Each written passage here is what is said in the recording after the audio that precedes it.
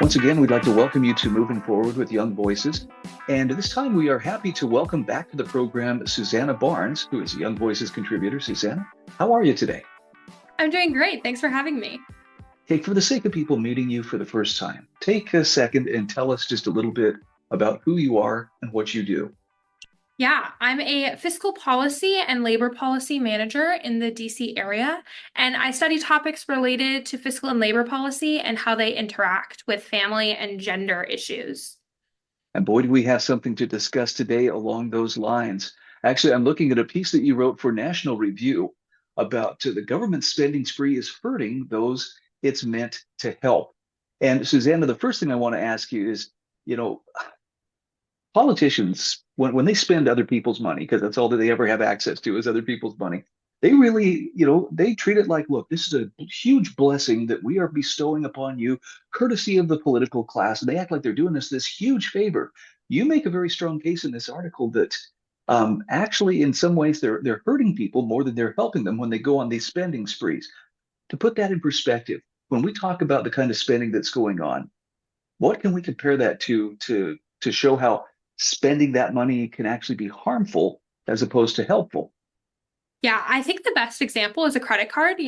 We've all heard of people who rack up tens of thousands of dollars of credit card debt because either they aren't able to pay off their credit card, or I know a lot of people in my generation aren't realizing that they had to pay off their credit card. And so their credit score tanks. They're not able to rent or buy a home. It's harder to get a car. It has all of these harmful effects from not paying off a credit card.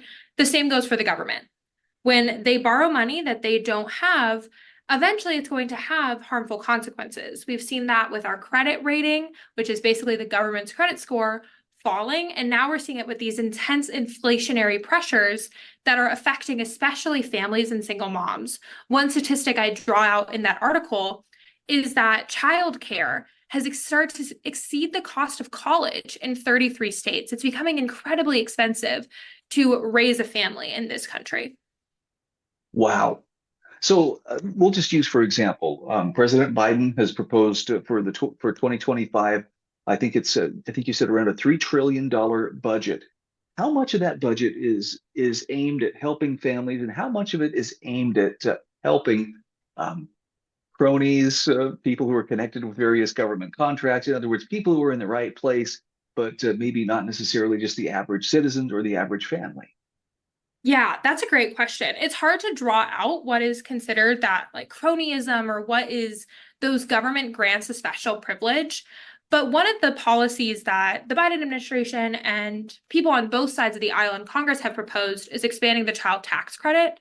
Now, that alone is going to be $1 trillion over the next 10 years. So that's a very expensive policy aimed at helping families that may end up just causing more inflationary pressures. And we're feeling those inflationary pressures right now. I mean, every time you gas up your car, every trip to the grocery store is is kind of a painful experience. So I think you point out the problem quite well. What are some of the solutions? In other words, let's give some constructive criticism to those, budgeters and spenders in the Congress who, control the purse strings. What could they be doing better to help rather than harm? Yeah, the bare minimum is offset spending. If you want to create a new discretionary spending program, whether that be the child tax credit, whether that be paid family leave, we can talk about the problems with those policies.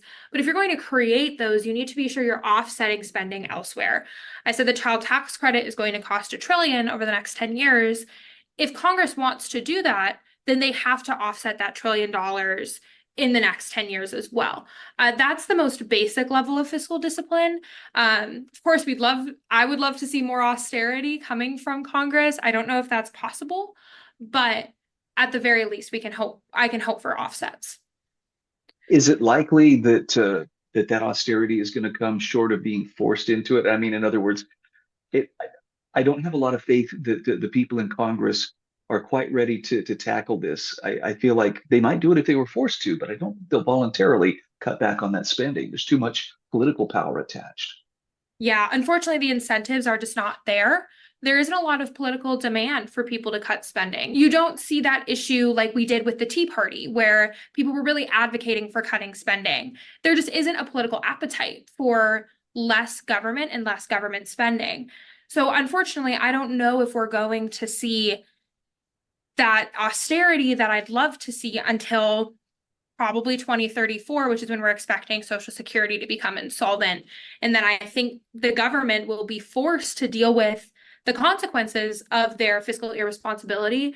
Of course, I would love to see them addressing it sooner than that, but I fear that they won't really get the direness of the situation until there's a crisis. Susanna, tell me this. I know that many states are very dependent on federal funds to make their own state budgets work. Is it possible that more of the states are going to have to start shouldering this responsibility, and perhaps are some of the smart ones even beginning to distance themselves from that dependency? I don't know if any states is hard to distance themselves from the dependency, but it is a very real possibility that states would have to take on more of a fiscal burden if the federal government does not address their fiscal instability. I wish I knew the answer to if states have started to do that, but I don't. I just expect that to be a very likely outcome, especially as we approach that Social Security insolvency. Yeah, well, that's one of those sacred cows. No politician is going to find it easy to get elected or to stay in office if they talk about, well, we need to cut entitlements, including Social Security. That's the surest way for, well, a very large voting bloc, namely Social Security recipients, to throw them right out on their ear. Um, this is a problem too that doesn't just extend to one party. I mean, the Democrats kind of have a reputation of, well, we like to spend that money and give us more of your money so that we can help everybody. But Republicans seem very guilty of that, albeit in sometimes different focused ways. Yeah, exactly. It's definitely a bipartisan problem. You know, the Republican Party always used to be small government, fiscal responsibility, and we've seen the Republican Party move away from that and move to, well, frankly, a dwindling difference between the two parties when it comes to spending. Both are willing to open up Uncle Sam's purse and dig for more money that we don't have. Some policies that are these pro-family policies end up being bipartisan, even though they're very expensive and they aren't being offset like we would expect the so-called fiscally responsible Republicans to be doing. So, are there any places that should be more obvious than others to where some of those cuts in spending could take place, particularly those that would be advantageous to families? One place that I think Congress has really taken an irresponsible approach is with emergency spending. They tend to group a lot of spending under this so-called emergency label to try and push it through faster instead of going through the regular budgetary process. That needs to change. Congress should be deliberating over the budgetary process during that normal budget time instead of claiming something is emergency when it isn't. You know, COVID spending was a great example of emergency spending. It needed to happen quickly, but for example, aid to the Ukraine for a war that has begun, a tragic war that has been going on for a long period of time shouldn't be grouped under emergency spending and it should instead go through that regular budgetary process. I think that would lead to some forced cuts if we strengthen those reins on the emergency spending. Well, and something else that comes to mind as I hear you mention that is that there's a lot of lumping everything in, like with an omnibus bill. I mean, a lot gets thrown in there as well. We have to do this, and it doesn't seem like there's much attention to detail. Could we compel greater accountability and make sure that, hey, does that really need to be in there as opposed to let's just throw it all in the mix and count on it being passed? I definitely think there's room for more accountability. It's that political demand where especially young people don't realize that the government is just spending their money and that money that comes out of your paycheck every month is going towards these pet projects that are adding to the national debt or adding to the deficit. And when people start to realize that, I think we'll see a change. It's just getting, especially my generation, to understand that the fiscal situation we're in is not a sustainable one. And that's the key, isn't it? One way or another, it's going to end. Probably best if it ends under voluntary circumstances as opposed to, again, we ran headlong into a brick wall and now we have no choice but to say, okay, it's not going to continue on. We've got about 1 minute left here, Susanna. Any takeaways that you would like people to remember from this conversation as far as if they want to exert their influence, reach out to their congressional representatives, their senators, what's the message they should carry to them? I think one of the best messages to send to Congress people is that it's very easy for them to ignore economic reality when they're spending. But it's a lot harder for us, especially those single low income families who are trying to pay, single mothers, low income families who are trying to pay for those daily essentials to ignore the consequences of reckless spending. Congress needs to think about their constituents as they spend and not just the potential benefits that may come from a policy, but the real consequences of spending. All right. Again, we've been talking with Susannah Barnes. She is a Young Voices contributor and a fiscal and labor policy manager in the DC metro area. Thank you so much for your insights on this. I look forward to our next conversation. Thanks for having me. Welcome back to Moving Forward with Young Voices. Hey, we're happy to welcome Jacob Posik back to the program. Jacob is a Young Voices contributor. And Jacob, if you wouldn't mind, take a moment, tell us a little bit about who you are and what you do. Yeah, my name is Jake Posik. I'm the Director of Legislative Affairs at Maine Policy Institute. We are a state-based free market think tank here in the state of Maine, following all things under the dome in Augusta. All right. And you guys are on the cutting edge of some pretty amazing stuff. Although we're going to talk about an article of something that Maine, unfortunately, is leading out in that you are making a strong case that this is not such a good thing. And that is the National Popular Vote Compact. Now, I know there have been a couple of elections. The 2000 election between George W. Bush and Al Gore comes to mind. Actually, now that I think of it, pretty much every election since then, I've heard a lot of pushback on the Electoral College. Oh, we need to get rid of this thing. It's antiquated. What exactly does the National Popular Vote Compact attempt to do about that discontent? Well, in my opinion, it's really just an end around of the Constitution. I mean, the Constitution sets out the Electoral College system that we all use. Every state has a means of allocating its own votes, and what the National Popular Vote Compact tries to do is change that. And the way that they want to change that is to get enough states, which comprise 270 Electoral College votes, to enter into this compact. And as a result, they would award their electoral college votes, not to whoever the people in their state actually vote for, but whoever wins the most votes nationwide. So that's what we're actually talking about here. And I think it's interesting to note Maine and Nebraska currently are the only two states that do not do what's called winner take all. So if the majority of voters in your state prefer a candidate, if you live in one of the 48 other states, that's where all of your electoral college votes go. What Maine and Nebraska do is something called a split vote model, which makes it so half of your total number of electoral college votes go to the statewide majority winner, and then whoever wins the most votes in each of those states' two congressional districts gets half of the remaining total. So, for example, to make it a little easier to understand, Maine gets 4 electoral college votes. If you win the statewide popular vote, you get 2 of those. And then if you win both the first and second congressional district popular votes, you would get those remaining 2 votes. If you won only a single one of them, you would get 1 vote, and the other remaining vote would go to a different candidate. So in 2016 and in 2020, Donald Trump won a single vote from the second congressional district, and the remaining 3 votes for the state of Maine went to either Hillary Clinton or Joe Biden.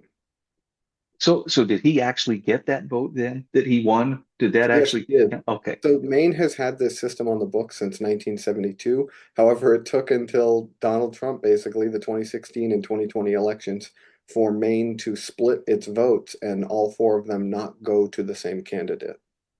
So I'm curious, what was the thinking behind that split vote approach?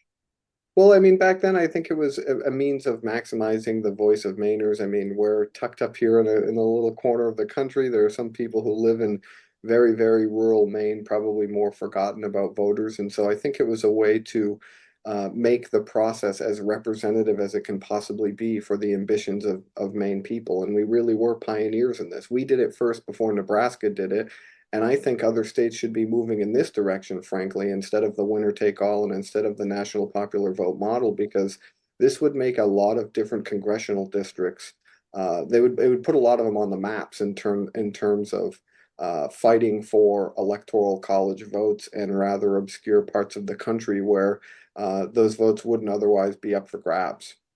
Well, I don't see how more political fighting could possibly make the situation any worse. I joke, but no, that it also has a question though as far as the constitutionality, because the electoral college is right there in black and white in the Constitution. Now, this doesn't seek to amend the Constitution, but it still sounds like it's trying to get around what the Constitution proscribes or prescribes rather for how the president is elected. Yeah, and to be honest, there's a lot of different angles at which you could attack this from a constitutional standpoint. A lot of people point to the compact clause specifically, which says that states can't enter into compacts without the approval of Congress.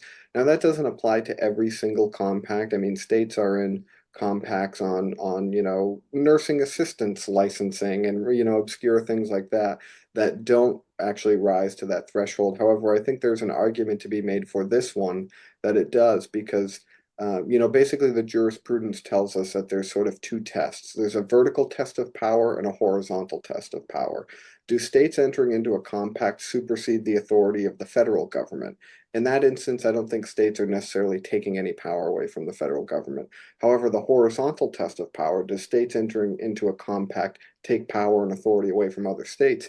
In this instance, I think it undoubtedly does, because if you're not in the compact, you will never have enough electoral college votes to overturn what those states comprising 270 electoral college votes are doing, regardless of how the people in your individual state vote. So that's just one. As I mentioned, there's 3 or 4 different angles at which you could attack the constitutionality of this thing. And I think ultimately what's really scary to me is that if this thing succeeds, if they get the 270 votes, I mean, we are opening a can of worms that will never be closed, frankly. We're probably gonna go months without knowing who the president is. There's gonna be lawsuits at the state level, at the federal level. It's going to turn the hanging chads of 2000 and the insurrection of 2020, whatever you want to call it. It's going to make that look like small potatoes, frankly, because this is going to be crazy trying to untangle this web of lawsuits that is no doubt going to come if we move in this direction. So I have to ask you this, and I know this is a very subjective thing to ask, but it seems that there was a degree of genius in the way that the founders put that electoral system together to where even the lesser populated states still have a pretty fair amount of say in who gets elected president. Would you agree or disagree with the way they approached that? Could they have done it better? Well, I think the way that they did it is perfect, frankly, and that's exactly why I would encourage states to go in the direction of Maine and Nebraska with the split vote model, because it really does maximize sort of the representation that your individual citizens get.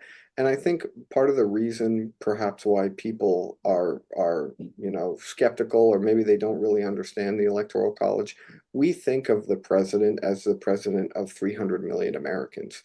What the president really is the president of 50 states. That's how the system was actually set up, so that each jurisdiction got their own representation within the college itself to ensure that each state's interests are being represented in some manner. And those electoral college votes are supposed to reflect how the citizens of those individual states voted. And that's what's concerning to me, is that by moving to this national popular vote system, if you're looking at the state of Maine and you just think about the value of your vote, let's say there's 700,000 people in the state of Maine who vote, right?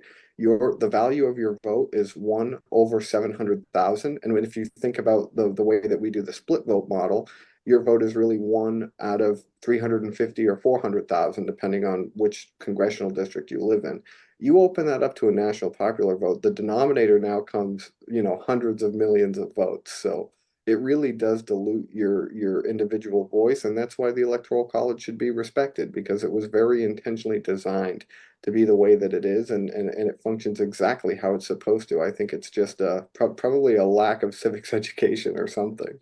No, I would agree. And I don't want to sound like I'm bad-mouthing democracy, but you're right. There's a reason that the founders didn't want a popular vote to be the way that the president was put in office, same way that they didn't initially want senators to be popularly elected, but Right. appointed by the state legislatures.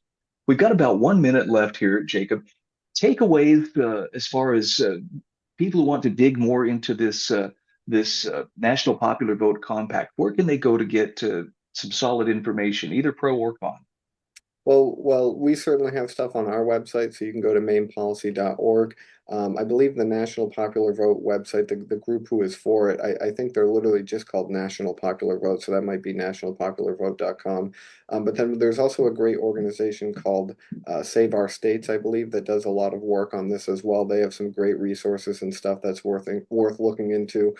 Certainly educate yourself on it before this comes to your state if it hasn't already, because it could really upend the way that you and your citizens, your neighbors, elect the president.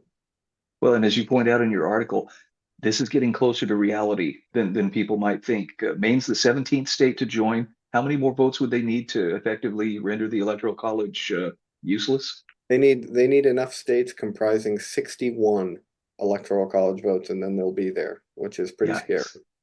Yikes. Okay, thanks for bringing us up to speed on this. Again, we're talking with Jacob Posik. He's a Young Voices contributor. He is also the Director of Legislative Affairs at the Maine Policy Institute, a free market think tank in Portland, Maine. Jacob, great to talk with you. I look forward to our next conversation. Thank you. Take care.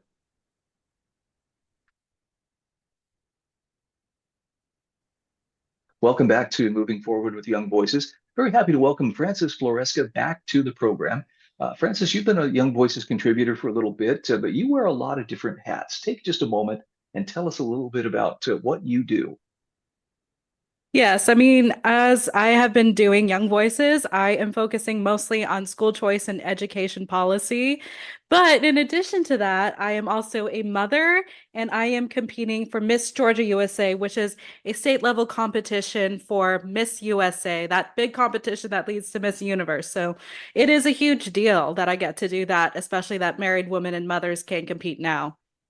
And I have to admit, when I saw Miss, I was like, well, wait a minute, you're married, you're a mom, but it sounds like the rules have changed a little bit. Tell me a little bit about Mhm. how you became involved in this, and what have they done that makes it possible for a mom and a wife to be Miss USA? Absolutely. Yeah, absolutely. Well, there are many different pageant systems. It just so happens that this one's Miss because that's what it's been known for the last, how do we say, maybe almost 60 something years. I have lost track Wow. how Miss USA and Miss Universe have been going on for because it's been going on for quite some time now. And I got involved with this. I had someone tell me a few years ago, you need to start doing pageants. And I'm like, I don't know. I'm about to get engaged here. I'm about to get married. I have no idea. I don't have time for that. And then all of a sudden they lifted the rules that married women and mothers can compete. I'm like, well, that's something new. And at that time I was pregnant and then I had my kid and I'm like, okay, this isn't my time yet because I would take forever for me to get fit again and really have all that energy.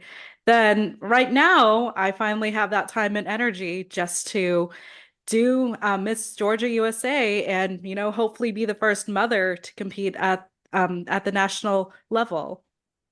So talk to me a little bit about what were your thoughts going into this?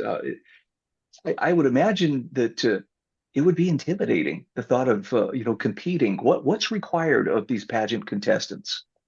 I mean, I'm naturally competitive, but at the same time, it's been a while since I've done something pretty competitive, and this is my first time doing a pageant. The focus really is just about poise and confidence. I want to be poised and confident as I can, but with a sash, and you can't see me wear it, but I'm wearing it right now. It also means service. And it's truly important to have that platform and volunteer opportunities, even if it's not 100% really required of the contestants. It's just expected at that point. And my initiative is focused on school choice and empowering the children of military families. As a military wife and someone with a 1 year old, I want to ensure that my son has the best experience as a military child, me with my husband being deployed. It's kind of crazy that I get to do this and show the world, yes, you can do a lot despite what people say, because just because you're married and just because you have a kid doesn't mean your life ends. That means your life begins. And just showing that through the work I do in public policy and being on the air doing this pageant and taking care of my 1 year old, it's a testament to showing that we can do so much as moms. Does it open some doors that might otherwise be difficult to open in terms of how to use your influence? Oh my goodness, yes. School choice, so many people love talking about school choice and education policy. Having this crown and having this sash is such a unique way to have a voice. And I've met with members of Congress, and I'm actually meeting with the staff of Governor Brian Kemp next week to talk about school choice, especially for military families, because that's just something that is really important to me right now and important to my son. And hopefully, if I win Miss Georgia USA, I'll be able to do more of that because it's time to expand school choice in Georgia. That was my next question was, I know it has been gaining traction in many places across the country. What's the story in Georgia? Has it made significant gains? Is it a slam dunk? No, well, it's been difficult the last 3 years. It took a while to finally pass school choice education savings accounts in this state, but we finally did it. But it's not universal. It's meant for the bottom 25% of schools in the entire state. And that does encompass some of the schools in my area, but at some point, it's just important to get it to every single child in this state. Well, that's encouraging. In my home state of Idaho, we have seen it get close and then fail time and again. This last legislative session, I think the really bitter part of that was it was never even really brought up for consideration. It was one of those bills that kind of got a desk drawer veto in that the Mhm. whoever was in charge of that specific committee just sat on it until the session was over. I think that may be changing though, because in our primary election, it looks like some pretty strong advocates for school choice have found their way, to the ballot, and so we're, fingers crossed, we're going to see that happen. But um, when it comes to school choice, is there a one size fits all approach, or do you prefer that states do what seems to fit best for their residents? I believe every state has a different for education. No one size fits all on how ESAs are going to work. There's going to be something very different in the code, or, there are states that aren't as open to it as some others. And some states already have programs that aren't necessarily ESAs, but they want to be able to expand on those. For example, I know here in Georgia, we already have a tax credit scholarship, and that's already for certain groups of people. It isn't special needs, but I think it's for lower income students. I need to look into that again. Then same in Nevada, it's also lower income. A lot of states have tax credit scholarships. Some of them have vouchers, and they just want to work on expanding on whatever they have already. And I prefer ESAs because they're the most flexible, and hopefully every state will consider them at some point. But practical, let's think practical. It's not going to happen in every state, at least right now. You never know. Well, and it seems, maybe I'm just wishful thinking here, but it seems that the teachers unions, which typically are among the strongest opponents of school choice, they're losing that grip on power, political power that they've held for a long, long time. And I can only hope that that's, what you're seeing as well. Oh, absolutely. I mean, the teachers' unions have held on for so long. In fact, the teachers' unions are actually, one of the teachers' unions is actually suing my home state of Utah when it comes to their school choice program. And I was like, okay, guys, let's talk about this. I hope you guys read some of my work talking about how school choice does not defund public schools because I actually see it benefit them in so many different ways, financially and academically. So it benefits everyone. I remember in Utah just a few years ago when I was living there, that vouchers were passed. And as I recall, this I believe it was the state Board of Education simply told them we're not going to implement this. I mean, it was passed, it was law, but they just pretty much said we're not going to implement it. And I believe it was in the next legislative session, some legislators who were beholden to those teachers unions went in there and basically neutered the bill to where, okay, it really didn't matter. But is it possible they're going to try and just keep this kind of thing tied up in litigation? Or is that something that has a shelf life? I mean, I have no idea when it comes to the teachers' unions. I mean, hopefully students will be able to get scholarships because students were already awarded them for this upcoming school year. And in Utah, the teachers unions just all of a sudden decided to do it after that. And it's probably going to be a case here in Georgia as well. I mean, you never know. It's the teachers unions aren't as strong here. I mean, neither are they in Utah, but in Georgia, you still have a lot of strong voices against school choice, even among some Republicans. But hopefully they'll come around and realize that this is going to be good for every single child. Okay, Francis, we have about 2 minutes here. So there's two things I really would like to address. First of all, let's talk about school choice and some of the things that you have written on this before. I want to steer people toward those resources of what you've written about so that they can look at your work. Where would you direct them to see some of your work on this particular topic? Okay, so I have several pieces right now. One of them's in the Desert News about the Utah Fits All, and I know I'm competing for Miss Georgia USA, but that doesn't matter. I grew up in Utah, and I talk about how school choice benefited me and how it can benefit other students. Then I have another op-ed in Chalkboard, which is about the Georgia school choice bill, and I just wanted to go on and say, hey, I think every student in Georgia and every single state deserves the best opportunity possible. Then Arizona, I love talking about Arizona's because they have an interesting case where the governor opposes school choice, but they had school choice already before she came into office. So I've loved talking about the financial accountability and how well school choice has worked for families there because the funds are flexible and education works different for every child. Okay, and one more quick question. Where can people follow you to learn more about your quest to become Miss Georgia and perhaps Miss USA? Well, for my website, it's more of a Substack right now. It's Miss Fort Eisenhower USA Francis.substack.com. Then I also have my website if you want to read more of my general work on school choice. I try and share all my work and op-eds there. That's francisfloresca.com. And you can follow me on Twitter at Francis and Flo, as well as Instagram. I'm kind of everywhere on social media these days, but you can follow my journey for Miss Georgia USA there and all my work on school choice. Thank you so much. Again, we've been talking with Francis Floresca, Young Voices contributor, and best of luck on this Thank you on this so pageant. much. Looking forward to our next conversation. Absolutely. Have a great day. Welcome back. This is our fourth and final segment today on Moving Forward with Young Voices. Happy to welcome back to the show Augustina Vergara Cid. It's been a little while since we visited, but good to see you once again. Tell us just a little bit about who you are and what you do for the sake of those meeting you for the first time. Thank you for having me, Ryan. I'm really happy to be here again. Well, I'm a Young Voices contributor, and I write and speak about the intersection between immigration policy and philosophy mostly. But I also advocate to bring the ideas of freedom to Latin America. And so I research and write and speak a lot about how to do that in Latin America.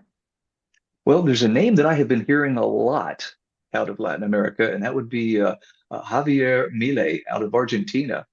He is making a lot of waves, and I think I mostly hear good things about him, but some people maybe don't see him in that light. You have an article in International Policy Digest talking about how he could either be a libertarian paradox or he could be Argentina's liberator. For people who aren't familiar with Javier Milei, tell us just a little bit about his background and how he got to where he is today. So Javier Milei is an economist, and he is he's a self-described anarcho-capitalist. And he's a guy who's very well versed on Austrian economics mostly. He was a university professor, and then he went into kind of like some TV shows, and he was known for being very effusive against, talking against the left and talking about his libertarian ideas. And so he became a really good communicator of economic ideas, like free market economic ideas. And he then became a member of Congress, and then he launched his presidential campaign, and he won the presidency in 2023. And he says he's the first libertarian president in the history of the world, and I'm pretty sure that is actually true. No, and you are originally from Argentina, correct? Correct, yes. So you had a chance to meet President Milei fairly recently. Tell me a little bit about that meeting. So we spoke at the same conference. So I gave a talk on collectivism versus individualism in Latin America and how it's pretty horrible, like a horrific philosophy that can infect our thinking, but can also obviously infect politics. And Javier Milei was giving an interview later the same day that I spoke in that same conference. So I got the chance to meet him, to say hi and briefly talk to him. But what's most interesting though was the interview itself. To me, it was very revealing of kind of like good things and bad things. Like it further gave me evidence of some of the things that I had suspected about him. So let's talk first about some of the positive things that you see Javier Milei doing, and then we'll talk about some of the not so good things that you've noticed. But first, what has he been successful in terms of moving Argentina towards more freedom? So Milei likes to like position himself as this champion of freedom and kind of like the number one enemy of collectivism. And like we all saw, I think that speech that he gave at the World Economic Forum where he denounced collectivism, and I praised that speech, and I think it was a really good speech, a breath of fresh air, really. And he is really different from other politicians. He's more intellectual, like I said before, very well read on economics and free market economics. He really cares about free market economics and translating them into policy in Argentina. And he's a guy that's very straightforward. He does what he says and he says what he does. So his economics ideas are generally good, even if he sometimes has to adjust to actually the reality of politics, which isn't easy. But some of the things that he has done really well was, to me, very like he's done many good things, but he eliminated price controls in a country where price controls were completely ubiquitous. Like you couldn't buy almost anything without price controls if you went to a supermarket. Rent controls he got rid of, and one of the things that those the sorts of price control eliminating those sorts of price controls did was show society that the free market kind of works, like people, when rent controls were abolished, people thought that rent prices would go up and no one was going to be able to afford rent. And it turns out that not only prices went down, but also there was way more properties in the market for rent. So because introducing all these controls really introduced a lot of distortions to the market. So that is part of what he has been doing really well economically. And then there are other things that he's been doing well, like his foreign policy is much, much, much better. And it seems to be much more principled than previous governments. But it's mostly his economic ideas are pretty good because he's trying to liberate the individual and let the individual just trade without, government intervention. So let's talk about some of the places where he could do better.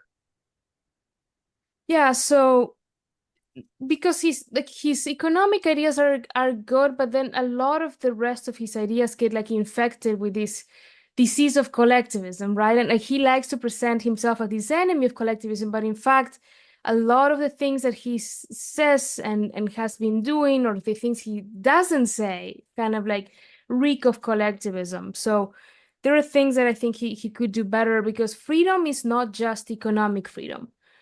Freedom is much broader than just, the free market in economics. Freedom entails much more than that. It entails leaving an individual free of government coercion to pursue his or her values in peace, right?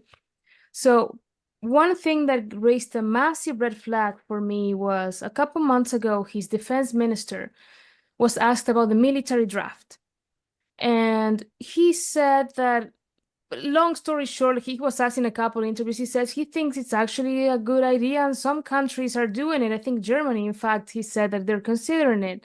And so he said, it's a discussion worth having. We would actually discuss it with, the opposition, our political opposition, to see if it can be done. Then the VP was asked about it and she said, well, we can't have the discussion. We don't have the money. Like it's a pointless discussion. We just don't have the money.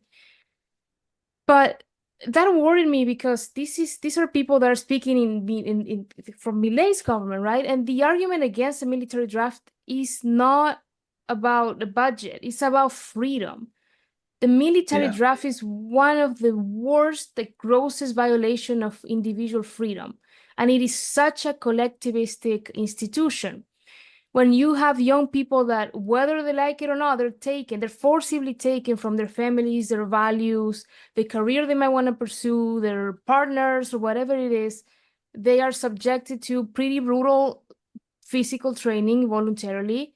And if a war happens, they're potentially asked to kill or die in name of a cause that they may or may not agree with.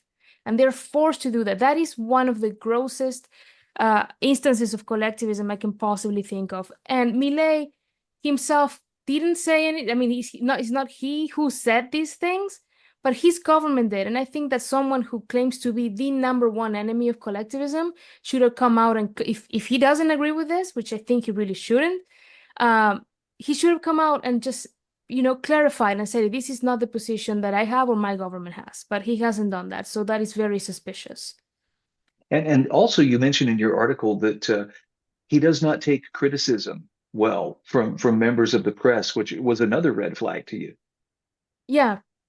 So that I had been seeing it quite a bit in his communications, but he used X or Twitter a lot. And it was confirmed in that interview that I witnessed.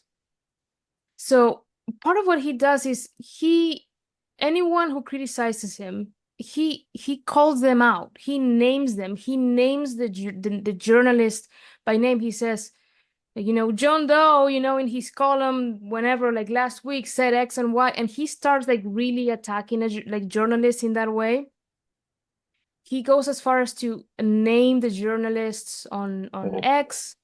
And and he knows what that means because he has like this army of followers that are gonna go and harass people who dissent with him. So I mean, it's fine to kind of I think address he addresses anything. Like he really there was this one time when a journalist was talking about his dogs and how his dogs hadn't moved to the presidential residency, and he got really mad, called out the journalist. He will respond to really anything, even if inconsequential. Wow. Well, I love that you are framing this in terms of, the battle really isn't so much between liberal versus conservative or progressive, versus conservative.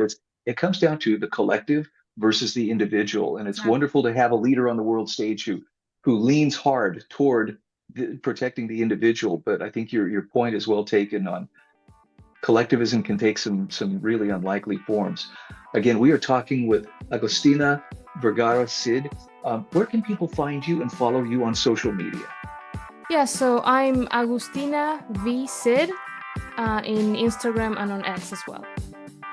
Wonderful to talk with you again, and I really look forward to the next time we get to speak. Thank you so much. Thank you for having me, Brian.